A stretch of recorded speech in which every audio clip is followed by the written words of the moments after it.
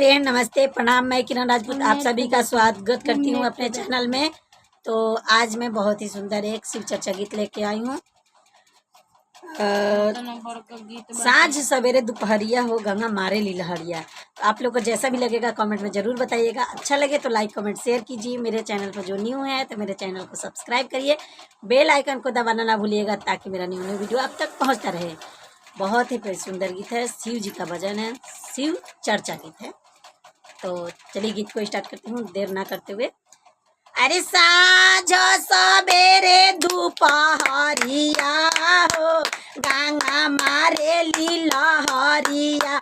साँझ सवेरे दोपहरिया हो गंगा मारे ली लहरिया। साँझ सवेरे दोपहरिया हो गंगा मारे ली लहरिया। ओही लहरिया में शिव गुरु आइले, ओही लहरिया में शिव गुरु आइले। अरे भेज दियले कागज के नैया हो गंगा मारे ली लहरिया। भेज दियले कागज के नैया हो गंगा मारे ली लहरिया। कागज के नैया गुरुजी हम नहीं चढ़ाबो, कागज के नैया गुरुजी हम नहीं चढ़ाबो। अरे कागज के नैया गली जाई है हो गंगा मारे ली लहरी। अरे कागज के नैया गली जाई है हो गंगा मारे ली लहरिया।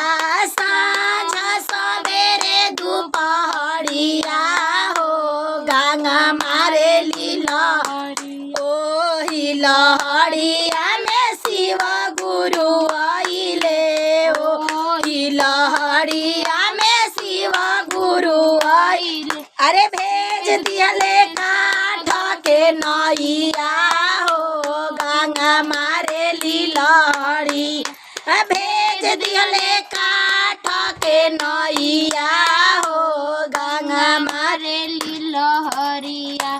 काठ के नैया गुरुजी हम नहीं चढ़ाबो, काठ के नैया गुरुजी हम नहीं चढ़ाबो। काठ के नैया टूटी जाई है हो गंगा मारे ली लहरिया। काठ के नैया टूटी जाई है हो गंगा मारे ली लहरिया।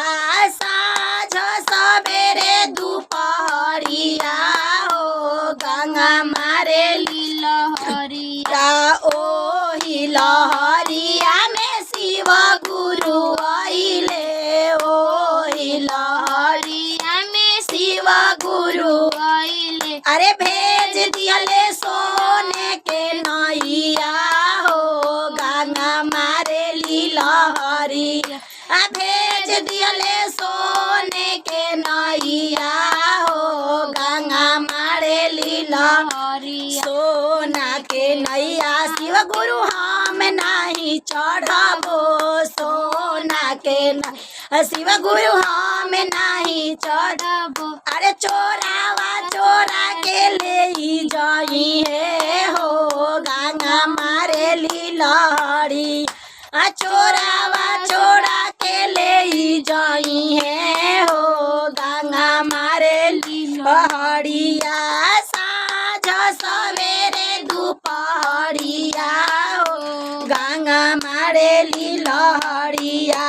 साँझ सवेरे दोपहरिया हो गंगा मारे ली लहरी। रे लहरिया में शिव गुरु आइले, ओही रे लहरिया में शिव गुरु आइले। अरे भेज दियले धर्म के नैया हो गंगा मारे ली लहरिया। भेज दियले धर्म के नैया हो गंगा मारे ली लहरिया। ओही रे नैया शिव गुरु हम चढ़ी आइबो, ओही जे नैया शिव गुरु हम चढ़ी आइबो अरे ऊ हम उतरबो गंगा पाड़ावा हो गंगा मारे लीलिया हम उतरबो गंगा पाड़ावा हो गंगा मारे लीलहरिया साँझ सवेरे दुपहरिया हो गंगा मारे लीलहरिया साँझ सवेरे दुपहरिया हो गंगा मारे लीला। बोले बोले शंकर भगवान की जय, शिव गुरु महाराज की जय, हर हर महादेव।